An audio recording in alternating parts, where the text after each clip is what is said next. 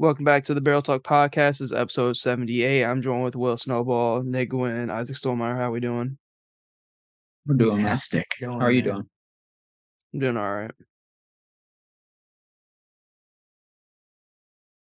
Oh, man. I'm I think we should start with a little barrel talk, because we haven't talked the barrel in a while. Go ahead, So, Isaac. How's it yeah. going? Oh, it's great. It's a lie. No, it is. We recently unveiled Eggs Benedict now. So those are actually oh man. This is I'm so distracted by this volleyball chat. We got Bloody Marys now. Yeah. Bloody Marys. Okay. Yeah, and Coronas too. Corona. Oh. Yeah, no lime though. No lime. That's the only thing. No lime, but you have Coronas. No. Cracker Barrel. We have Blue Moon, no orange as well. In a can. You guys are as the one. worst. Wow, you guys might be the worst establishment to fucking serve liquor. I'm sorry. Who comes to Cracker Barrel with alcohol on their mind? No, you're coming for. I don't know. For, That 80-year-old grandma that walks through those doors might be really trying to get tea. We have alcohol and no TVs. There are times when I offer alcohol and people legit get mad at me. They're like, "This used to be a family establishment." I'm like, "I'm That's sorry." insane. Like, what do you want? Do you want me to remove it from the menu? I will do that. Yes, but no, it's the summertime is around, so it's picking up. Corey is going to be a member of the Barrel Talk. The heart emphasis on barrel again. You said 35 hours a week. Yeah, let's go. I'll be there too. So I'm excited to be working with you, pal. When it's gonna be bad. we need to. I don't know when our schedules will intersect, but whenever we do, we need to make sure we're in the same dining room. Probably. I doubt they will because I only work mornings. They never put us in the same dining room. They just don't want us to succeed. No. I know y'all would get cooking in that dining room if y'all was together. They could have us each take a half and we'd be fine. Sunday morning. Hell yeah. Nothing ever hits the fan at work when it's just me and Isaac there. Nope. We always have it under control. It's like if it was LeBron James throwing alley-oop to LeBron James. So no one's D-Wade in this situation? No, we're both LeBron, Okay. He's LeBron on the Heat, I'm LeBron on the Cavs. Exactly. Gotcha. Okay. They're both just dominant. No, but now we can talk some hoops. That's awesome. No, it's it's gonna be fun. Now we can we'll have more barrel stories too. It's still wild as ever. Just like the Western Conference Finals. Is that what's first? That was first in the notes.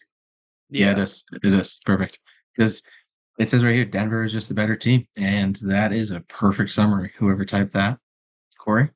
Yeah, it's just get away with words, man. Like it just came down. A lot of the games were close, but Denver, top to bottom, just had the better roster.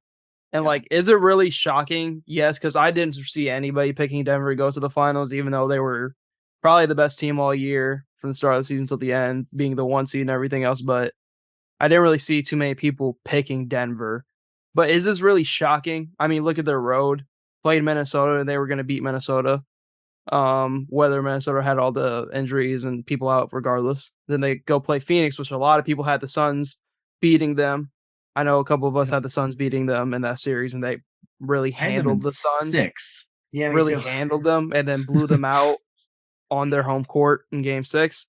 And then you see on the other side of the bracket where Golden State and the Lakers are matched up.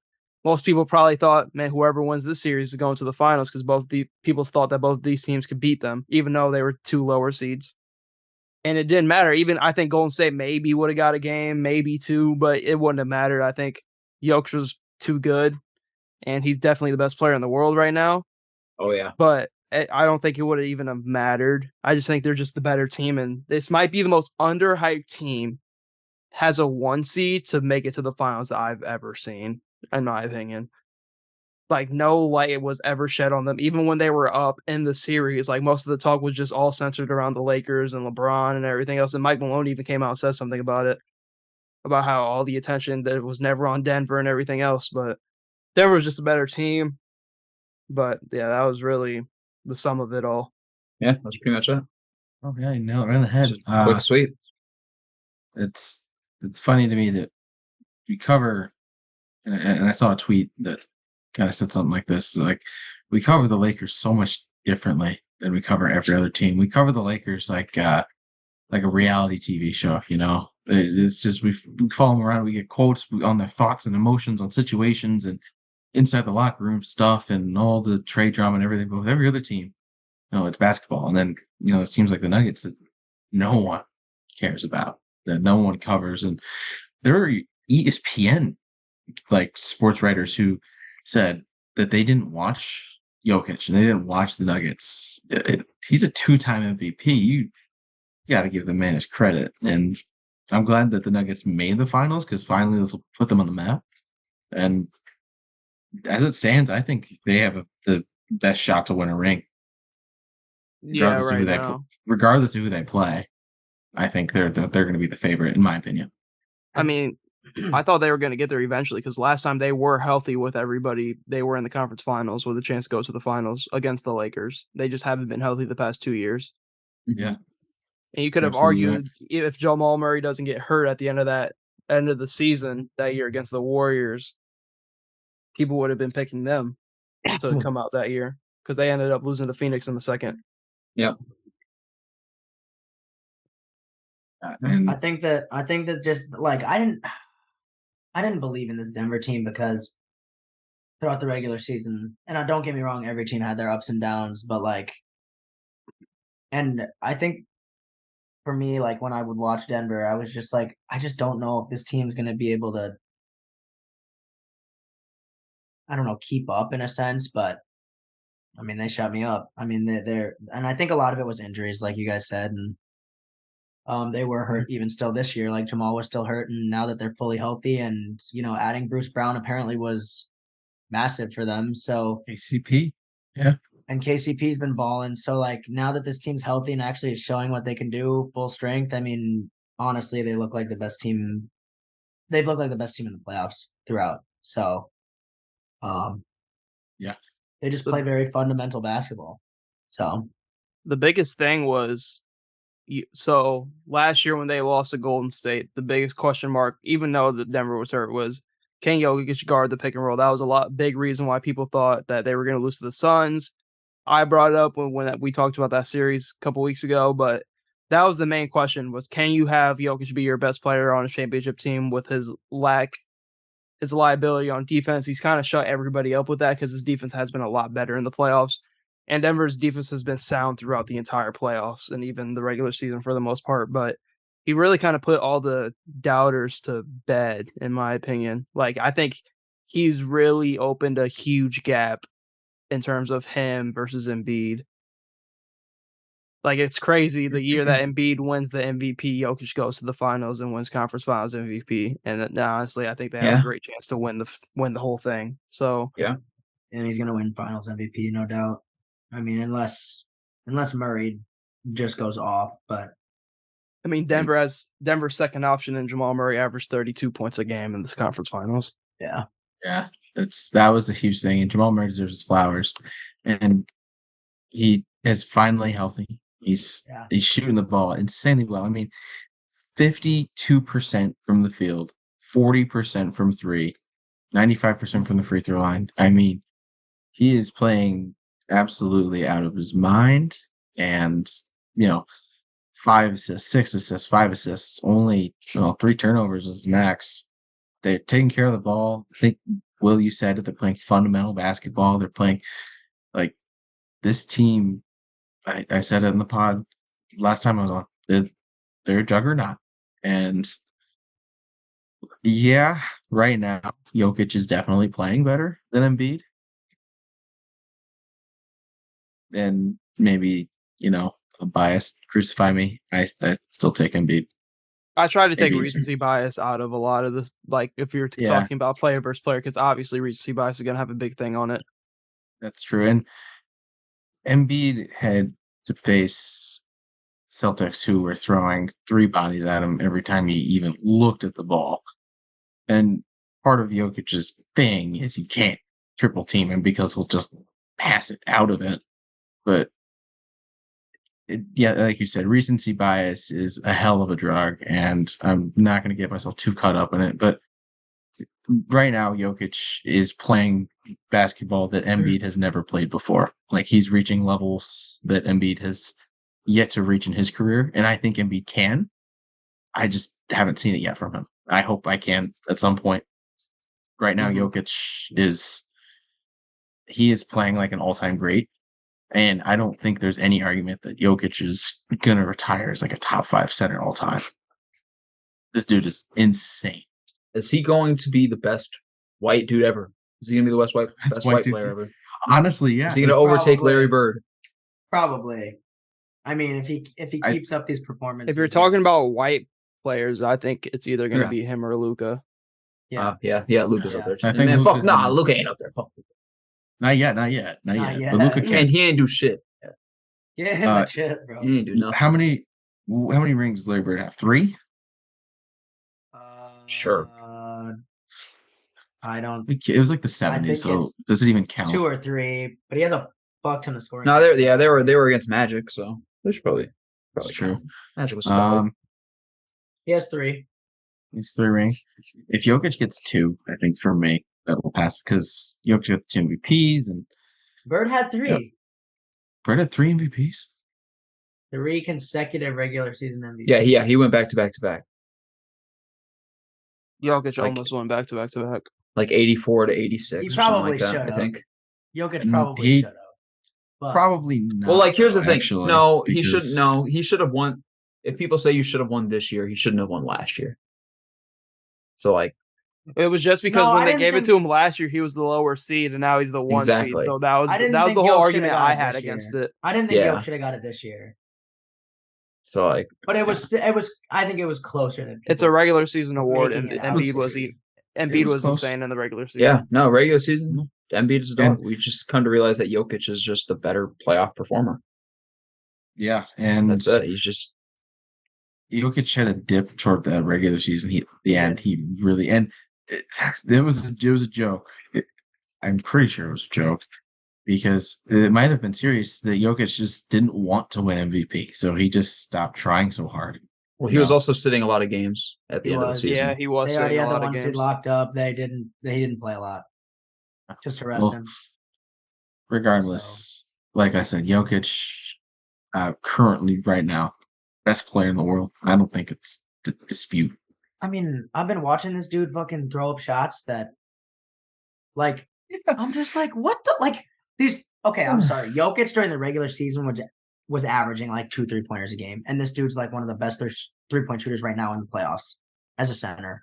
And like regular season, Jokic was not doing this. And all of a sudden, this dude gets to the playoffs, and now he's just like he's shooting like 40%. Yeah, no, he's shooting insanely well from behind the whole playoffs. Yeah, and it's like I was like, okay, so maybe you'd live and die by Jokic's 3. Well, you can't now because he's banging them. It doesn't matter. So and Jamal Murray's playing. Pretty damn good. You know, he was a little inconsistent to start, but now he's finding his form. He's dropping 25 plus, 30 plus games, and then you have MPJ who can torch anyone at any time, and I don't know. That the team is just so well rounded, and the thing is, they're just so big. Like defensively, that team. Now hold on, no, don't give me that look, Isaac. Pause. I know what you're saying. I know what you're saying. No, I know what you're saying. I know what you're saying. Like, I said nothing. Just want that. Like their smallest guy on the floor is fucking KCP at 6'4". Like all that, they don't even have like a real rim protector though. Like they're big, but they also just don't have. No, like, Jokic ain't a real rim protector. No, but they still got like Aaron Gordon. Because but they have good defenders around. They have all good defenders, and like you don't even need it just because Jokic is just so. He's just a big body at least. Yeah, like it's not easy to just go up on Jokic in general. And like he's still 7 feet tall, anyone, but exactly. Still got long arms. The series to me was like really. I thought the series was over in game 2 when the Lakers had a lead in the second half. Jamal Murray's playing like trash all game, can't buy a bucket, and then goes on that spree and can't miss in the fourth. I think that's when the series was over because I think the Lakers gave their absolute best 2 games of honestly the playoffs in those first 2 Western Conference games. And I think when Jamal Murray went on that run and then Michael Porter Jr. chimed in with late buckets, like I think you saw the Lakers kind of defeated, not even blowing. I mean, they were playing good defense. Jamal Murray couldn't miss. MPJ couldn't miss. Everything was going right for Denver. Lakers had the crowd silent throughout most of the second half. Jamal Murray goes on this crazy run. You kind of felt like the Lakers already gave everything they could. Bro, you got to think like the Lakers, like because of how bad they started, they got this team and then like go ahead, like fast forward 2 weeks, they're like, that's where their playoffs started. Like they've been in their playoffs since like March, bro. Like they didn't have a LeBron for a good stretch. Exactly. And they've been injured. Like they have a fucking 40-year-old playing 40 fucking minutes every night. I mean, he played the whole game. Yeah, he's played the whole game. Like they're dead tired, bro. They've been playing. They go to the play-in. You got all the way to the Western Conference Finals. As a Lakers fan, this season was still a W. If you like, I'm not a Lakers fan, but if I was a Lakers fan, I'm taking this season as a W. I'd say they salvaged the season. Yeah, I think the season could have went. I wouldn't consider the season a W because even LeBron said like it's to the point. I know LeBron's older, right? Whatever team LeBron is on, their aspirations are championships. Oh yeah, 100%. Just like with how it is for like somebody like Steph Curry at this point. Their aspirations are championships. Yeah, and kind of like even like Boston with how many times they've been to the Eastern Conference Finals and they went to the finals last year, their aspirations are championships. So like for the Lakers, especially the Lakers with how much they get talked about, like I don't think this is a W of a season. I think they salvaged it for sure. They learned a lot of great things now they got to bring, because we can get right into the next topic about the Lakers. You have Austin Reeves you got to take care of because I think he is kind of the key. He's the only like really young guy they have other than Rui Hachimura. They got to take care of both of them. But knowing the Lakers, they're going to go do something stupid, in my opinion, and go try to get Kyrie Irving and then just lose all the depth that they were lacking that they traded for at the deadline. Oh, shit, we're just going to unload that for Kyrie Irving, who has been up and down in the past 5 years when it comes to playing. So, like, I think they could be bad, but I think they're going to just stick with their young guys. And then I'm not sold on the whole LeBron retirement. No, neither am I. I think I'm not going to be the one to say that was kind of a cover-up for a bigger story, knowing that they just got swept. I'm not going to try to make that a thing, but I just don't believe that he's going to retire whatsoever when he just came out this past year and said that he wants to play with his son, and his son is a year away. Yeah, no, I don't believe that at all. I don't believe it. I also just think it was like him just being emotional. Like it's just like he's still a human playing fucking basketball. Like and he's tired. He's 38 years old, bro. He's just and the moment, man, I don't know if I want to fucking do this anymore. Yeah, I think that like to go, he has to, you got to think he's got to throw this whole off season. Yeah, fucking LeBron James. You know how much he takes care of his body more than anybody else in the league. He has to go through and rehab from all these injuries he's taken. It's just what he's fucking thinking in the moment. I think everyone's just going way too deep on that, honestly. Yeah, he's just emotional. Nick Wright had a great like explanation on everything of what he thinks they should do, and like Nick Wright's one of those analysts out there that I honestly agree with him. He's one of the only people that actually talks realistically about certain shit. So I was listening to him, and he said that LeBron James is probably going to need foot surgery, and this would be the very first ever surgery in his entire career. Oh yeah. That's so he would have the surgery, right? And he connected it to him saying that he doesn't know if he's going to be back in the fall.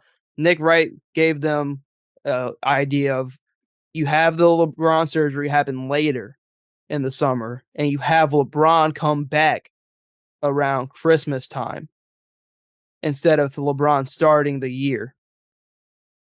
And I thought I didn't hate it either, but I was just like, then you're really going to have to all right, Anthony Davis is the Lakers. He's the number one guy. And they would have to make sure they have a good enough roster to where when LeBron comes back and he's fully healthy and ready to go and making a run, that they're not the 13th seed like they were this year. So I think it's a good idea, but it's definitely a risk that I might be willing to take because I feel like LeBron's at the point in his career where it's better for him to come back around Christmas time instead of start the season and then have to go through another whole long season. I think because if he does it, I fear that other players are going to end up doing it as well to kind of get away of playing the whole season and kind of their own version of load managing. That's kind of what I took away from it.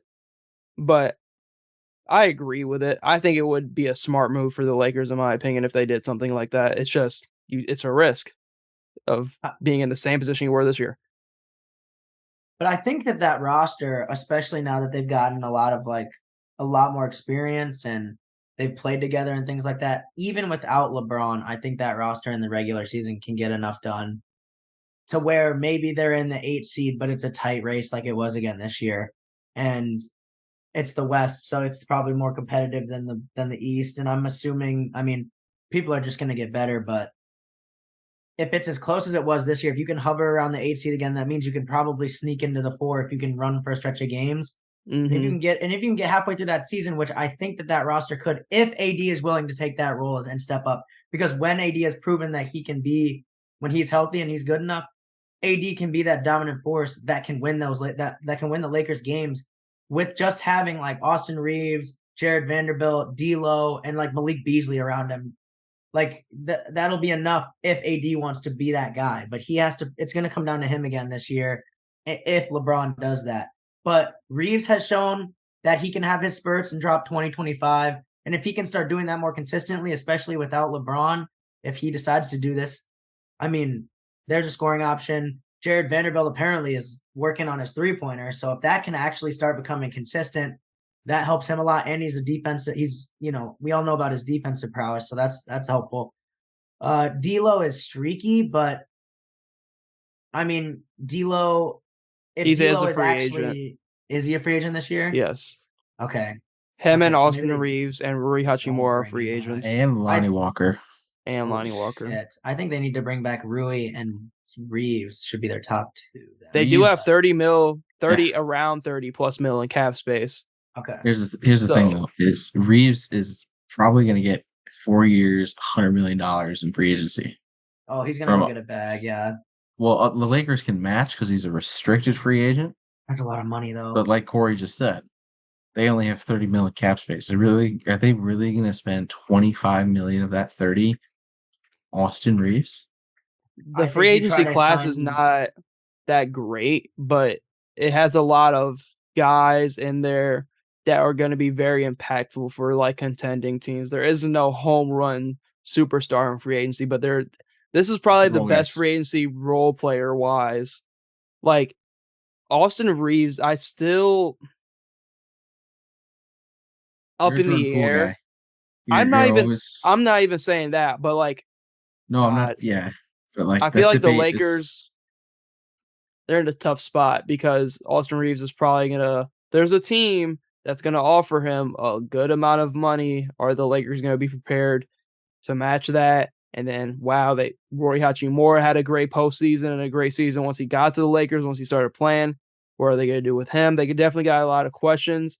D'Lo, in my opinion, you wash your hands with the D'Lo situation. You don't bring D'Lo back. No, you let him walk. Yes, I think you let him walk, and I think you stomach the Lonnie Walker unless whatever he had some great games in the playoffs late and great quarters. I wouldn't say great games, great quarters, but like I feel like you got to let him walk too. I would prioritize Reeves and Hachimura for sure.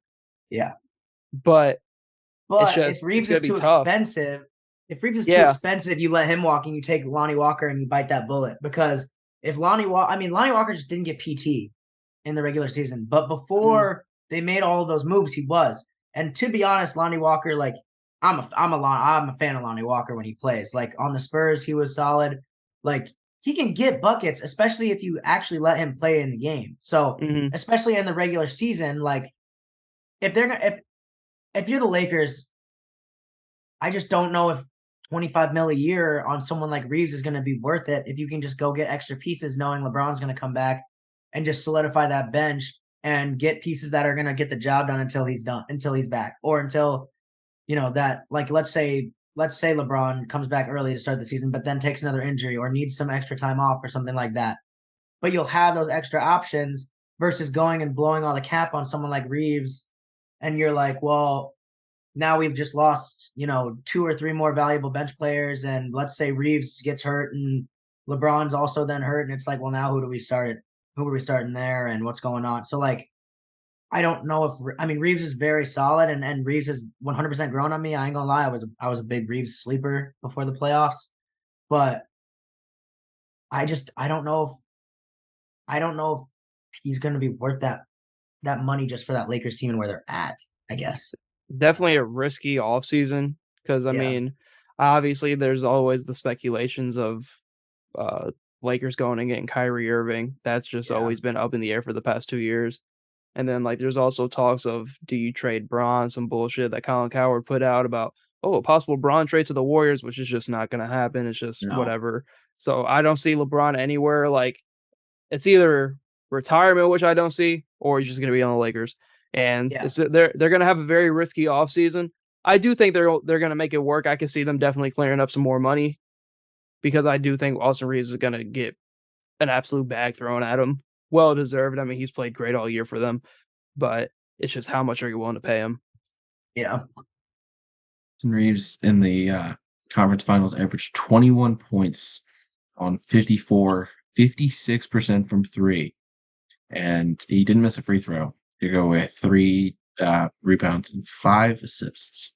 So, I mean, putting up pretty good numbers, and 25 million with the cap space growing, I guess, isn't so bad. And like you said, some team that has a lot of money is probably going to pay that. Maybe just to force the Lakers' hand, just to screw with them. Yeah, maybe. But if you're the Lakers, what if LeBron says, "Hey, I want Austin Reeves. Bring Austin Reeves back." You do what LeBron says. 100%. You do what LeBron says, and then do you? Because he said get Russell Westbrook. See, I think that Lee GM no more. It's gonna be weird, but we'll get answers in the offseason. Or did he just learn his lesson and be like, okay, obviously a player like Russ is not someone we can bring in, and we just I don't think is more smart with how he brings in. He knows that he wants to just wing guys that can defend and shoot. The idea of Russ was better than actually having Russell Westbrook. The idea of Russ and why they went and got Russ was for kind of the same reason we're talking about now in terms of LeBron getting guys in so LeBron can rest more games. Yeah. And they were like, we can pair Westbrook with Anthony Davis, and that's going to lead to us winning more games. But Russell Westbrook was just a terrible fit. And for one, they didn't even have a good enough roster around that team in general when it came to shooting the basketball for that roster to even have a chance with Russell Westbrook. And then Russ gets traded to the Clippers, a better situation with more shooting, and let's see what happens. And he's actually hooping. Yeah. But Russ and Frank Vogel were scapegoats when the Lakers were bad the past 2 seasons, but that's a conversation for a later day. I mean, LeBron can use this retirement as leverage as well. So, like, I don't know if he's going to do that, but, I mean, if the Lakers really want him that bad, he could literally just be like, get this guy or I'm gone. If they want him that bad, it's that simple for him. So, all I'm saying is that the 76ers had the 3rd best odds of landing LeBron. So, 7-2. Right. But when you lose Embiid, man, that's going to be tough. No. We'll get into that later. But we can talk about the series still going on. Boston staying alive at the moment. Now 3-1 series. I feel like the series is kind of leaning because I know Boston's like 8-point favorites right now for tomorrow's game, but I'm not going to say Heat fans should worry unless they lose tomorrow.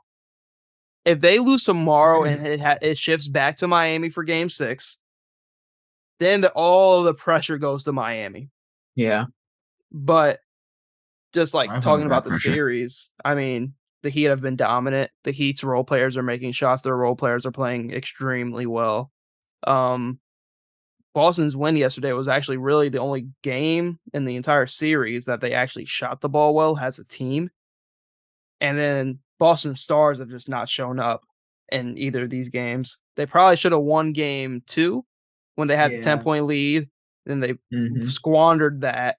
That's the game they should have won easily. And then they get absolutely mopped in game 3, where Gabe Vincent has a 30 ball. Like everybody, the Heat weren't missing any shots that game. But we saw the Heat kind of come down to earth in this last game for sure.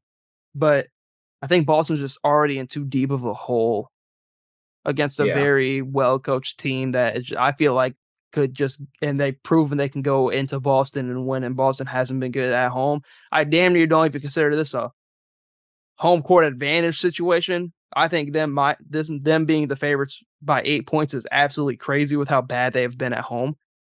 Yeah, me too.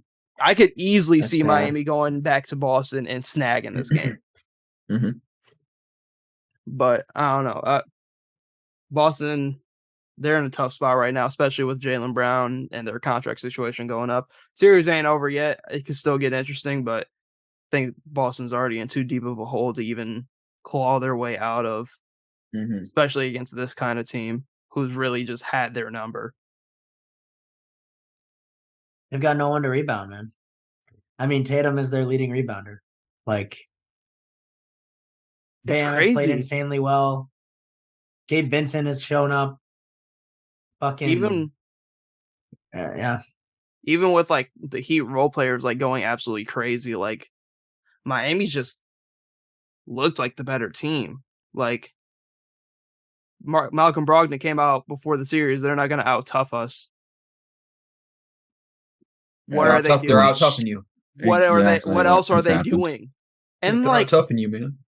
I'm just watching like Derek White, all defensive player. Why? Like, I'm looking as Tatum and Brown, two very high level defenders, and even more so, it's just Jimmy Butler is just gonna get to his spots no matter who's on him. But then it means something when I'm watching the game, because most of the time in the league today, you don't see the best player here guarding the best player on the other team. It's more so the team has a guy for that situation, and then their best player has the ability to take breaks on defense. Now, Jimmy Butler's just built different because he's doing everything offensively and then going down guarding Tatum and Brown. So it's crazy. For an 8th seed team who lost their first playing game at home to be 1 win away from the finals, it's crazy. And I think if Boston loses tomorrow at home, I think I put them in the same tier as Milwaukee, to where like this might be the end we see of this kind of core, because I think this could be like the Bucks, I said when they lost, a loss that the team just can't come back from. I think this will be the same exact thing for Boston. This might be just too big of a loss for them to come back from. And like, it's like, who's to blame? Is it Mazzulla, who was behind the bench? He wasn't even like on the main coach's bench. He was behind the bench. He just got with the Celtics like a year or two ago, and he gets thrown into the fire with his job. He's like 33 years old against Eric Spoelstra, who's been the best coach, if not top 3 in the league for a decade now. Gets thrown into the fire, and then all of a sudden it's his fault, because when he stepped in, damn near your same team, and you added the 6th man of the year. Same team. You're blaming him. Let's look at Jaylen Brown's numbers throughout the series. Under 20 points a game. Yep, 16.8. He's shooting 12%. Let's look at Al Horford. Veteran. Can't throw the ball in the ocean. Look at Jason Tatum. Critical games. Turnover. Bad shot. But we're going to blame the coach. But look at the stars. The guys that are getting paid hundreds of millions of dollars. These two guys about to be paid $600+ million combined, just them two. You have the sixth man of the year, but let's blame the coach who just got there this year, who probably shouldn't even be in the situation to begin with. Let's just use him as a scapegoat. I hate the scapegoat narrative with coaches because at the end of the day, same with Doc Rivers, because that's the next topic on our list. Same with Doc Rivers. The scapegoating in the league for coaches, you have about 2 to 3 actual years with a contending team to either win it all or your ass is getting fired. If you're on a rebuilding team, you have 4 years, 5 years to get this team to where they need to be. Even if you do get that team to where they need to be, oh, we're going to get a bigger name in here. We're going to ship you out because you can't win with this team. But you've been developing this team for 5 years. Same thing that happened to Mark Jackson almost in Golden State. Coaches will reach a certain level. Hey, we got to get his ass out of here. This coach became available. Slide them in. Coaches get scapegoated way too much, and these stars get off way too fucking easy, in my opinion. That's what's happening in Boston. I think Jaylen Brown, for how much money he's going to fucking get, getting off way too slick. Way too crazy, in my opinion. Jason Tatum hasn't even been playing bad. He's just been up and down in a quarter. He'll have a great game and then fold in the fourth quarter. That's just my 2 cents on like what's been happening and what I've been seeing in this Boston Celtics realm of why they're down 3-1. Yeah. So you mentioned let's look at some numbers, and let's absolutely do that. Jaylen Brown, 16.8 points a game, 39% from the field, 12% from three, and this is the craziest to me. 44% from the free throw line. Only 5 or 6 rebounds, 3 turnovers to 3.5 assists. I mean, and he's taking 19 shots a game.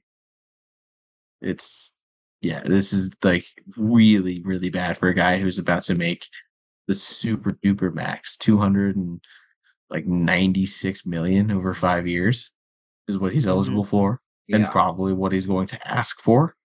If Boston loses this series, and then in 2 months when it's time for the negotiation talks, he's going to walk in there and ask for that. I don't know if they say yes, because they have to consider they got to pay Tatum. If Boston loses this series, Jaylen Brown will not be on this team. I don't think he should be here, period, next year. That's not even a hot take, I don't think. I just think they're going to have to sign. I highly doubt they got this whole roster. Because, yes, the window they would have with Jaylen Brown and Jason Tatum is wide. That window could be as long as you want it to be. That doesn't guarantee you one of these years you're going to win. Yeah. And you're paying both of these guys $600+ million each as a total. What happens to the rest of your roster? Malcolm Brogdon making money. He's just the 6th man of the year. Derek White's making a good amount of money. Al Horford, Robert Williams, Marcus Smart. What happens to pretty much what everybody received as like the best top to bottom roster in the league? You're just saying goodbye to all of that if you're willing to pay these two guys, which they're both deserving of the Supermax. Let's not let recency bias get in the way of that. They're both deserving. Jaylen Brown's all NBA second team, but has the Boston Celtics how they view this situation, I think they're definitely going to do a sign and trade with Jaylen Brown. Because with how much money you're paying both of them, that roster would be not even really able to compete in the Eastern Conference, in my opinion, top to bottom wise, with how much better the East is getting year after year. You're absolutely right. And I'm still not sure if Jaylen Brown is entirely deserving of the entire Supermax. He deserves a lot of money, but 296, let's run up to 300. We're saying $60 million a year for Jaylen Brown. Unless he gets Boston that ring, to me, I don't know. Because that's $60 million a year is insane money to pay for the second best player on your team. And that's all Jaylen Brown is. And I'm not sure if I don't know if he can be the guy. I don't know if he's a Batman. We'll only ever know if he embraces that role, if he leaves Boston, or if Tatum leaves, or if Tatum is out for an extended period of time for whatever reason. We could see Brown make this Harden type leap where he becomes a Batman, like when Harden left OKC. I just don't know. Jaylen Brown is just an entirely different guy, and it's Boston needs to win this series. There's a lot more at stake than just this season. It's if they I assume once they're gonna lose this series. Never been done before 3-0. It would be interesting to see if they were able to push it 6 or 7, but they do that. Yeah, everyone's getting extensions. Yeah, but just looking at like everything as a whole, like Jaylen Brown is one of the best young players in the NBA. Like they're gonna get calls. Like teams are going to want Jaylen Brown. Like absolutely. The whole narrative we'll talk about a little bit later, but James Harden back to Houston. Like Houston has all this money to go pay somebody like a Jaylen Brown. Like I feel like the Knicks, with all their assets and all their picks, still could go get Jaylen Brown. A team like Memphis, Sacramento, like all these younger teams that are on that border that need that extra guy to push them over the edge. They're going to be interested in Jaylen Brown, and they're going to have the money to go get him. I just think this is going to. I just don't see him on this roster. I think Jaylen Brown moving would be smart for the Celtics if they can get the pieces that make sense that they're missing right now. Because if they were, might be to cut you off, but if they were able to go trade for like an example, a scenario where like they were able to go get somebody like Karl Anthony Towns. Yes. Because he would fit what they already want to do, and kind of he's obviously better than Al Horford. Yeah. Not defensively, but shooting the ball and offensively. Like if they were able to do something like that, which I think the Wolves would be interested in. But like that's the kind of trade they need. They don't need to get a bunch of picks and young talent. They need somebody that can come in right away, or unless you're getting two guys, just not these exact guys, but names like a KCP and Aaron Gordon, two guys that are like you're seeing have huge impacts on a championship level team. Yeah. It's either you get high quality role guys and high quality starters, or you get that other piece that might fit next to Jason Tatum better. That's the only way I move Jaylen Brown. That's exactly where I was going with it, because like this Celtics team is missing size, especially in the East when you're going up against people like fucking Bam, Mitchell Robinson, fucking Joel Embiid. Like there are big fives in the East right now, and their biggest player is fucking Rob Williams and Al Horford. And Rob Williams, I'm sorry, he's a big body, but he's not a true center. He's like 6'9". Like he can body a lot of guys, but height wise, he's still just not going to be able to grab a lot of the boards that they need. And so they have pieces that have proven they can score and get the job done when they need to, like a Derek White, who if you trade Brown and you can slot in someone like, let's say, a Cat, who's a scorer as well, but you're getting, you can still get a third option out of Derek White, or fucking, I mean, I don't know if they're going to try to re-sign Horford or how much longer his contract is, but if he moves down Horford's to the 4, he'll stay a Celtic for as long as he plays. He's just going to take the vet min from here on out. So like if you got a Cat and you move Horford back to the 4, you have Tatum at the 3, Smart at the 1, and fucking Derek White at the 2. Like I don't think that's a bad lineup. Either or, you can just start Malcolm Brogdon. That too. Like it's just that's not a bad roster, especially in the East. I think that roster it's for sure in the playoffs, in my opinion, and it's just going to help them, I think, remarkably in the area that they're missing right now. I think Cat should be the number one name on their list, because they would also have a good defensive identity and good defensive players on the perimeter to where it's not like Minnesota to where it's really just everybody funneling it into Cat. They have a good enough team defensively. Even if you lose Jaylen Brown, you have Brogdon, White, Smart, Tatum, Rob Will, if you end up keeping him, which you probably will. But, I mean, you add Cat to that roster, I mean, I think that should be the number one guy on that list if you're doing like a sign and trade for Jaylen Brown. 100%. And I think the Wolves would be 100% interested in something like that. But that's another thing we'll see in the offseason. I think the Wolves, I don't hope, but if they're smart, they look to move Cat. They need to move someone, and Cat's the only one on there that makes sense. So that's definitely a big team that would make sense. Yeah, I mean, yeah. He's ready. Yeah. I still have the Heat in this series, and me too. And I've said it all series long. I was big on Tatum and Brown showing up, and I said all series long, the only way they're going to win and make it to the finals is if those who actually do what they're supposed to do and show out.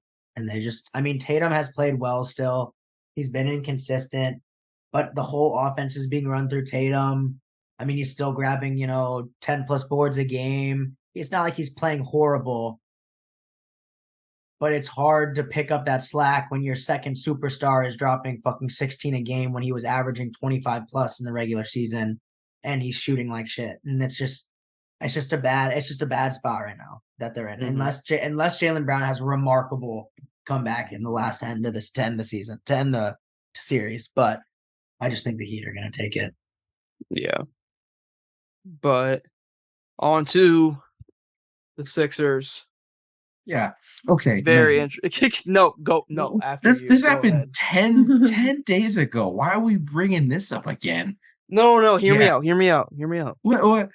We can talk about it because we got the whole Harden. Because I mainly wanted to get into it because of the coach's situation. Out. They suck.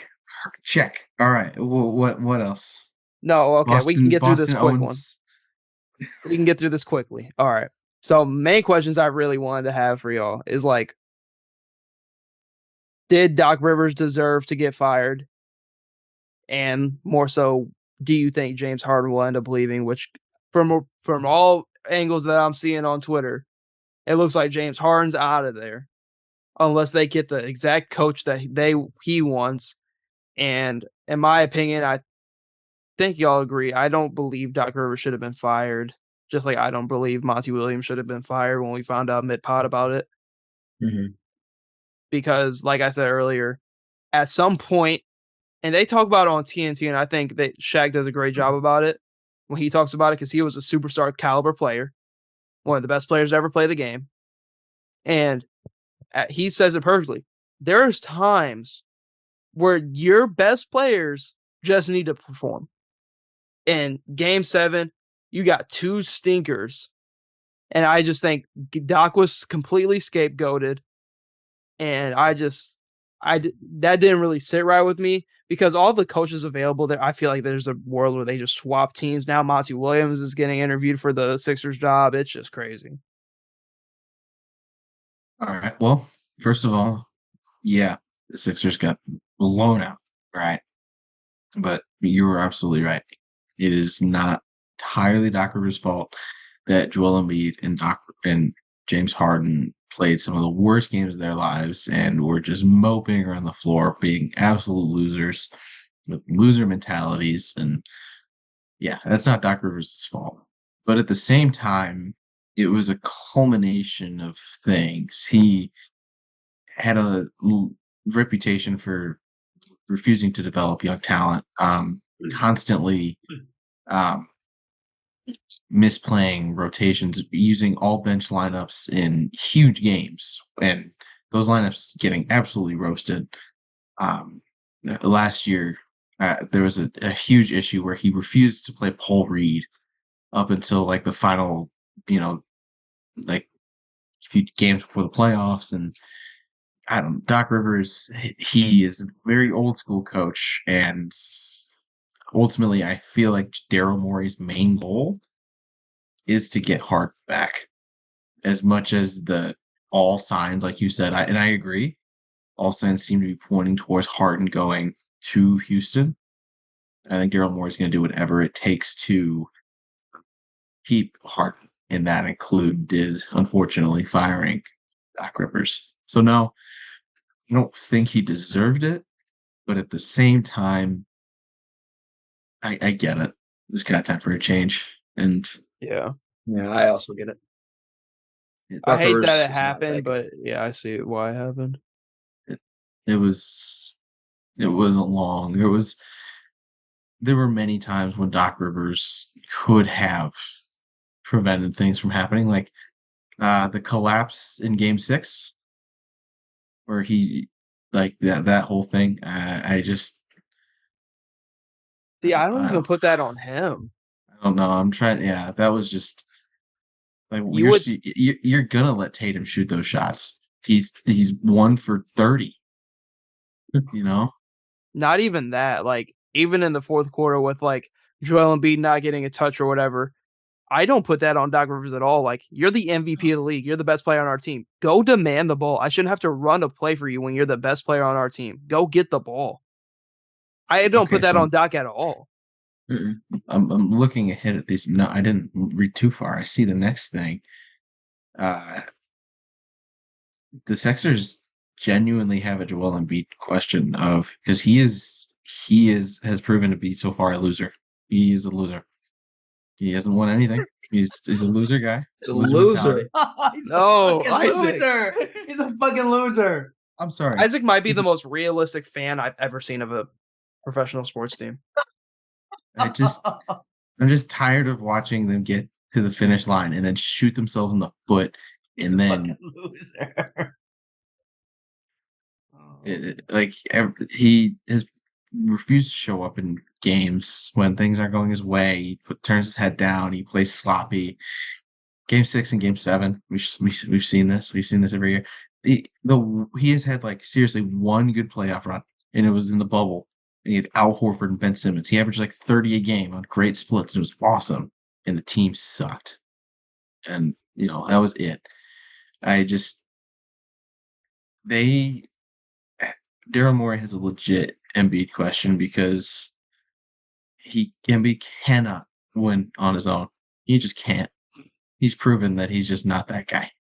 And I love Embiid. He's great. He's so talented, so fun to watch. I love his play style. Love him as a guy. He's just not. He's not like a true Batman. He's like I don't know. He's like a 1B almost. He needs some help. Yeah, he just needs help, man. This kind of gets into like the next topic, which we can get into, but for all of the coaches available, you guys need a head coach. Which coach would you like to see Philadelphia go after?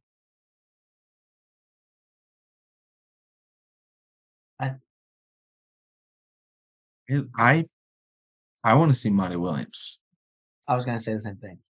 Yeah, I think Monty Williams will be able to get the best out of Joel Embiid and hopefully James Harden, if not whatever the James Harden sign and trade can hopefully that happen bring in. But Monty Williams, I still don't think he deserved to be fired for what happened in Phoenix. He really didn't do anything wrong. Kevin Durant played like 10 games as a Sun before the playoffs, and they faced the freaking Nuggets, who swept the Lakers. Like, it felt like a year too early. Like, I think that's just just the whole new ownership thing in general. I think that's a huge reason why they even went and got KD to begin with. Because Nick made a great point about this, I think a week ago, when we were talking about it, of Monty Williams not being for the Kevin Durant trade. Yeah. And that was a big reason why he was let go in the first place. And that was like his theory about the whole situation. Yeah. But, so Monty Williams to me would be the ideal fit. But beggars cannot be choosers, and I do not care who they pick. It probably doesn't matter. They're going to be second round exits. It's just going.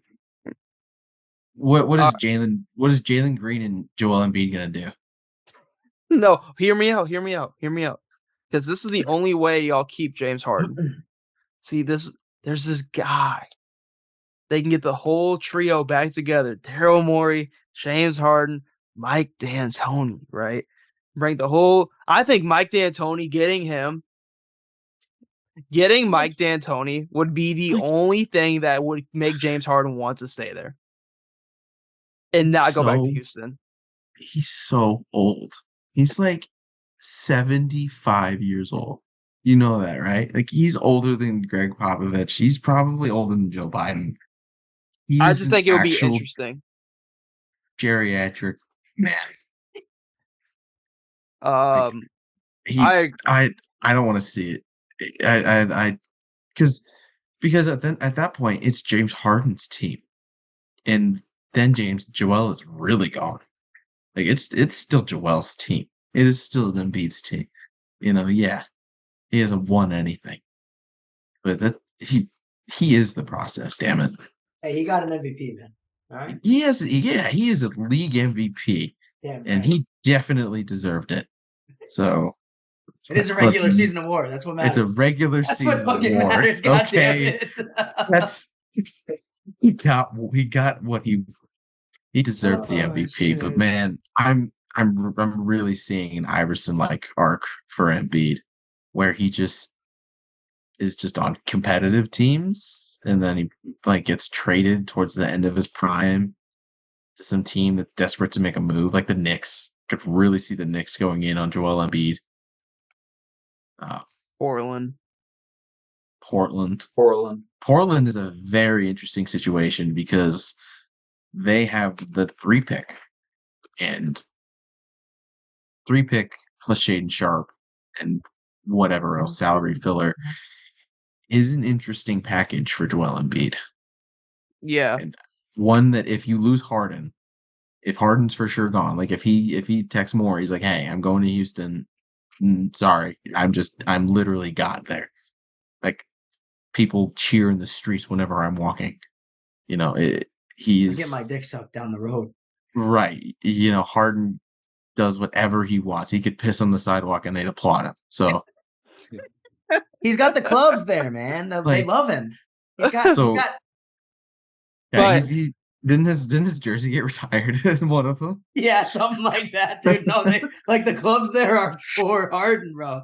Yeah, like how are you going to convince that guy to leave? You know, and he's seen like, all right, I'm not going to get a ring. Whatever, I'm going to get my max. Oh, he just wants his money at this point. If Harden's smart, he's just chasing the bag. Gonna live his life, and so at that point, Morey's like, okay, well, I've got Maxey, who's great. He's a fast guard who can shoot a pull-up 3 like a 45% clip, but he's small and he can't really play defense. And I've got the MVP, and that's it. That is okay. We got Tobias Harris. Come on now. But like, so we can kind of hop in because the last 2 things we had were the draft lottery stuff, with Portland getting the 3rd and then the Spurs winning the draft lottery. But this is kind of the idea I had thought of, because I feel like the Sixers and the Blazers could be linked with having the 3rd pick, and with the Sixers going through all what they're going through. It could be interesting to see, but I think Sixers are definitely up there in terms of the Blazers trading that 3rd pick, because no world will the Blazers draft at 3 and not trade this pick. It just won't happen. No. In my personal opinion, they're not going to. They're not going to trade this pick. I mean, they're not going to trade Damian Lillard. No. I think the only thing that they would have traded Dame for, and it would have gave them a bigger window, is if they would have got number 1. Yeah. Because then you have the entire league at your what player do you want, damn near? Because every team in the league would have gave up somebody for the number 1 overall pick, right? Or you could have just drafted Wemby and you said fuck it. But now they're at 3, not even 2. Now they're at 3. I'm shocked that they moved up, because they were supposed to be at 5, but they moved up. Yeah. And that helps them a lot, because having a top 3 pick compared to a top 5 pick is different in value in the league. But especially in this draft. Yes. And I just don't, because I think there's only actually 2 bona fide guys in this draft class. Everybody else is a big question mark, but neither here or there. But I think if I was them, I have the 3rd pick, Sharp, Simons, pretty young roster. I'm trading Dame, getting an absolute fucking haul. But that's easier said than done, because I don't think they're going to do that. They've already came out and said that they're committing to Damian Lillard. Every year they do this. Now they have the 3rd pick. They have some value to trade. They have Nurkic. They could pair this pick with Simons and then go get somebody like, I've seen Pascal Siakam. I've seen a little bit of Joel Embiid out there. But with whatever they get, with how the West is loading up, is it even worth trading the 3rd overall pick, or should you just start your rebuild? Because Denver's not going anywhere. They have all of their guys on contracts for the next couple of years. You know, Golden State's going to reload. Clippers are going to reload. Suns are going to reload. Like, Minnesota's probably going to reload eventually, like a little bit. Pelicans are just waiting to get fucking healthy. Yeah. You still got the Lakers. Like, OKC's on the come up. Spurs. Wemby. If the Blazers are smart, we go full on tank mode. We are winning 10 games next year. Fuck it. It's just the haul you can still get for Damian Lillard. That's what I'm saying. Get him out and just fucking tank the shit, dude. Like Philly would probably give Maxey Tobias to make money work in every pick that they have in to get Dame. Yeah. That's what I'm saying. Like if you are the Blazers and you look at the West, like Corey was saying, you go into full on fucking rebuild. You try to lose as many fucking games as you can. You start all the young guys that you can, and you go from there. And you try to find young talent in the draft and build the cap room so that when there's stars on the market, you can get there. But in these next like 2 to 3 years, you're gonna be in a shit spot and you're gonna fucking deal with it because Damian Lillard's also making $50+ million per year. You just don't have damn. You just don't have the ability right now to go and contend. Like, it's just not gonna happen. So it's tough because the Portland could have a tough young core with Simon Sharp, 3rd overall pick. You still got Nasir Little there. You flip Nurkic for something. They could re-sign Grant if they wanted to. They wanted to. I like Grant. I thought Grant was playing well this year for them. So it's just like where do you send Damian Lillard? When I'm looking at all the teams now, like what team? Obviously, a lot of these teams would, this is Damian fucking Lillard. But like, what team actually, I say, needs Damian Lillard? That would go trade for him. The only couple of teams I see, Miami, Philly, depending on the Harden situation, and the Pelicans. Those are the 3 teams I could see being at the top for Damian Lillard because Pelicans, I've always been on this narrative. Trade Zion while you can. I don't see a world where Zion's ever consistently healthy. I know his numbers when he is healthy, phenomenal. When is he gonna be healthy? Like soon. That's why I think if you could have a team of CJ, BI, and Dame, that would be tough with everything you still have. Herb Jones and fucking that Pelicans team with Dame. It'd be tough. If you go Miami would be a little bit difficult to make it work, but then you would have Jimmy, Bam, and Dame. That would be tough. And I mean, with their starting point guard being Gabe Vincent, then you got Kyle Lowry off your bench. They need another like actual shot creator at that big of elite of a level. And Damian Lillard, that'd be crazy. Do you think they're giving Hero for Dame and picks? They have, what are they shipping Hero. there? It would probably be Bam, honestly. That's what I was thinking. I thought it might have to be Bam. It would have to be. I don't think they trade Bam. Well, they're not getting Dame then. But Dame is better than Bam. Like I said, it would be complicated. It'd be hard for they don't really have that many young assets. I don't think the Heat could pull it off. Yeah, I think if the Heat were looking to do that, they'd have to ship Bam. And probably Duncan Robinson. And Robinson and another player and try to get Dame and maybe see if the Blazers would be willing to give Nurk. At that point, I don't think it's worth it. Because I just don't think you're going to be able to keep Bam. I know it's Damian Lillard, but like Bam Adebayo is the Miami Heat's defense. His ability, he is why their defense is so good. At that point, I would not move Bam for Dame. No. If I would get Dame if I could move Tyler Hero. That's fair. But that's not Dame's value is just better than that now. Yeah. In 2 years. Maybe. And then like Philly. I mean, Philly's always been linked. And that's more so of what the James Harden shit happens. But I think we're all on the kind of same page when it comes to it's time to trade Dame. I mean, you have the 3rd overall pick now. I mean, I'm sorry, Pascal Siakam isn't moving the needle for you guys. No. It's not. Even if you guys get Joel Embiid, what else is on that roster when you get Joel Embiid? Nothing. Jeremy Grant? Not even. You're paying Damian Lillard 50 to 60 million. 50 to 60 million on Damian Lillard, plus you bring on Embiid's contract. He's not making that much. He's making like 40. Who, Dame? No, Joel. But it's just I don't think Joel Embiid is this clear-cut answer. It would be interesting to see what Milwaukee would do. I think that's another team that possibly, but they have no young assets at all, really. No, they do not. But top 2 teams are Pelicans and Philly. Fortunately. Possibly Miami if they could find a way to make something work. But I don't see them giving a bam. Not looking good in Portland, man. It's not good. I don't want Philly to make that move for Dame. I think that would just be a too aggressive all-in move. And like you said, on the flip side, you got Philly's roster. They win with Dame and Embiid in the East? No. I think Portland holds on to Dame, and I think they move 3 and Sharp for some package. I think it's going to be 3 and Simons. No, I think it's going to be 3 and Simons.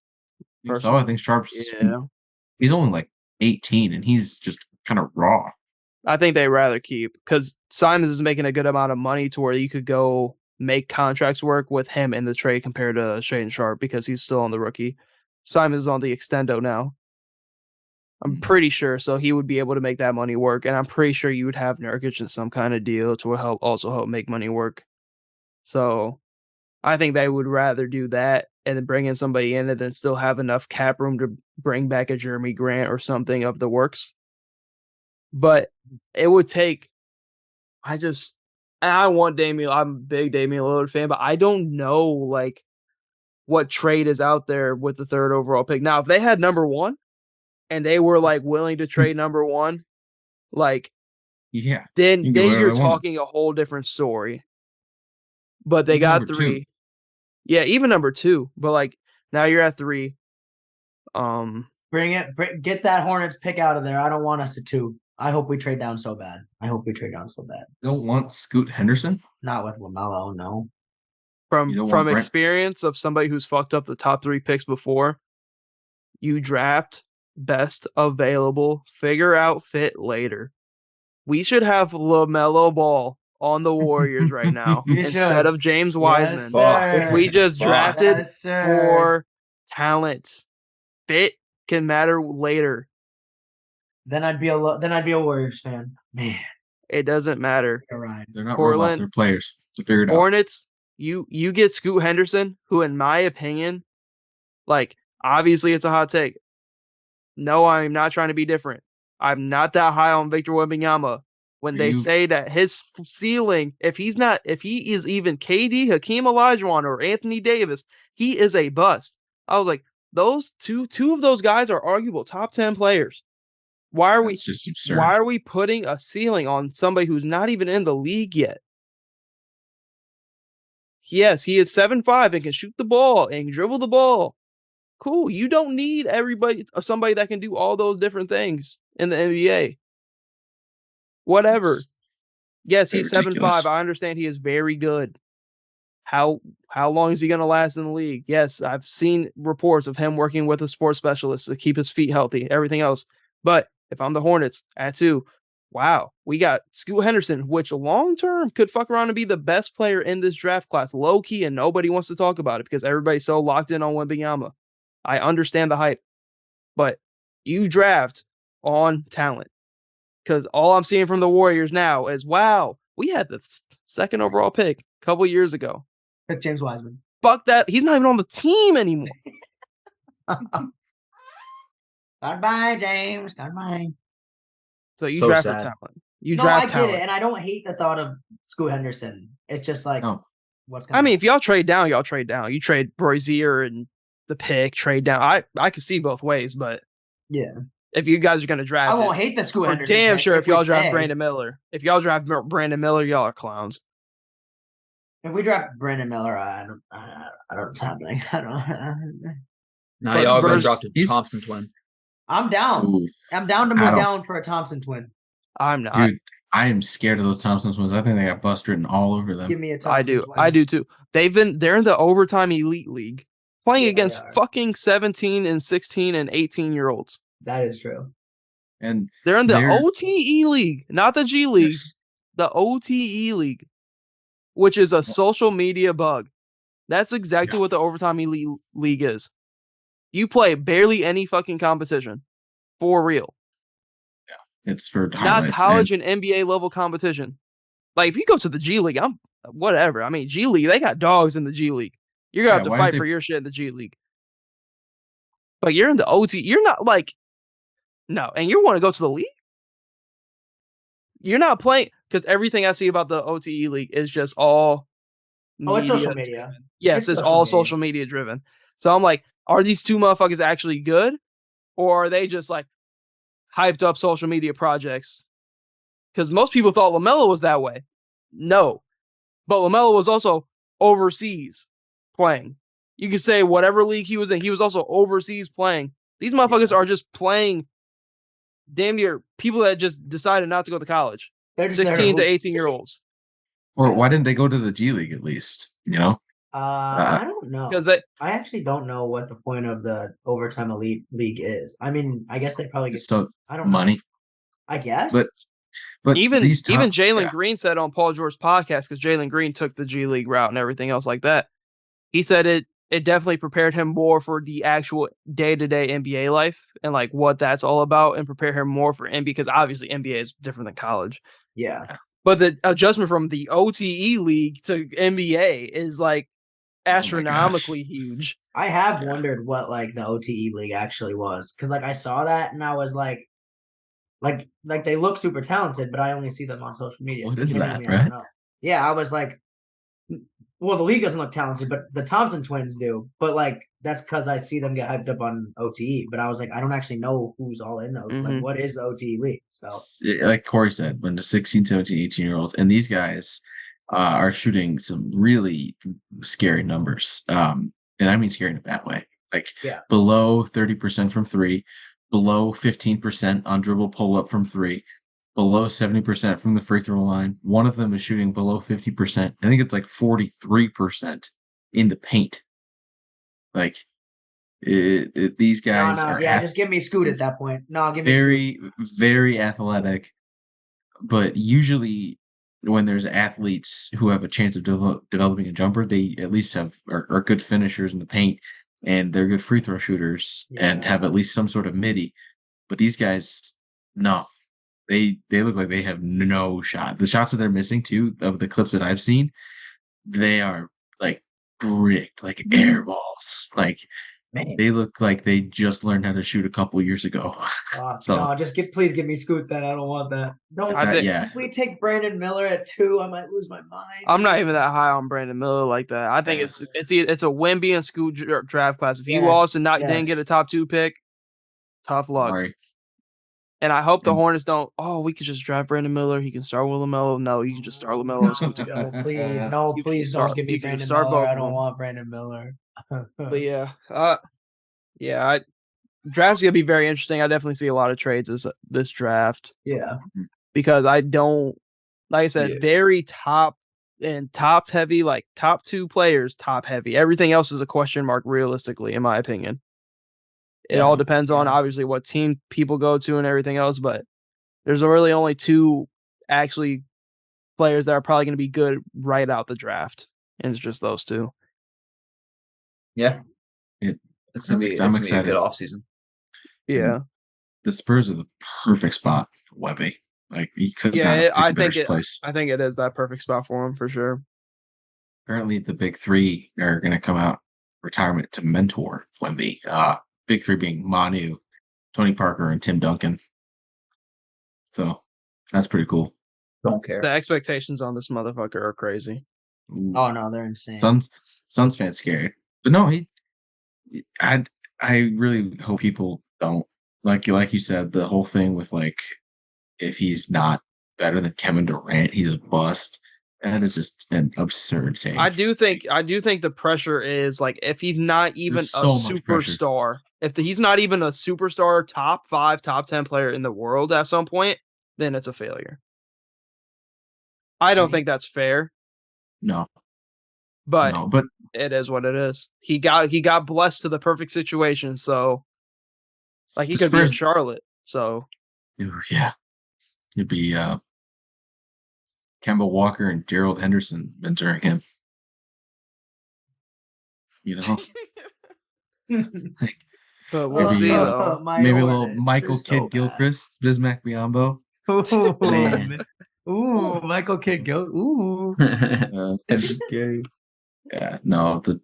I think to me, the worst Wemby, like barring any injury, the worst Wemby projects to be is Rudy Gobert, who has offensive game. And that to me is like at least a top 25 guy in the league.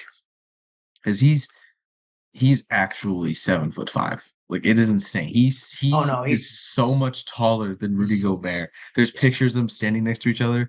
It's like, oh wow, you're like the league is the only other person who's as tall as Boban, and Wemby moves twice as just more natural. So, and he actually has touch around the rim, and he can shoot. He's a pretty good free throw shooter. But the pressure that this kid is under is, I just, hopefully he's able to like tune out the noise and not let it get to him, because I'm rooting for the best. I hope this kid dominates the league for a while. It's going to be fun to see. I did see clips around. Shout out Alonzo, big Kenny Lofton guy. Kenny Lofton was working him out like a year and a half ago. Just clips of it. Just working him out in the post. I think the French team won that game, and Wemby had like 23, 8, and 8. But we'll see. I hope he does well. I think that the pressure on him is absolutely crazy. But we'll see what happens. There's too many mock drafts with us taking Brandon Miller. No, please. No. It's probably smoke. For a while, Jabari Smith was going to be the number 1 overall pick. That's true. That is true. And you guys want to wrap it up there? In a good spot. Thank you guys for tuning into the Barrel Talk podcast. Hope you see you tuned in future episodes.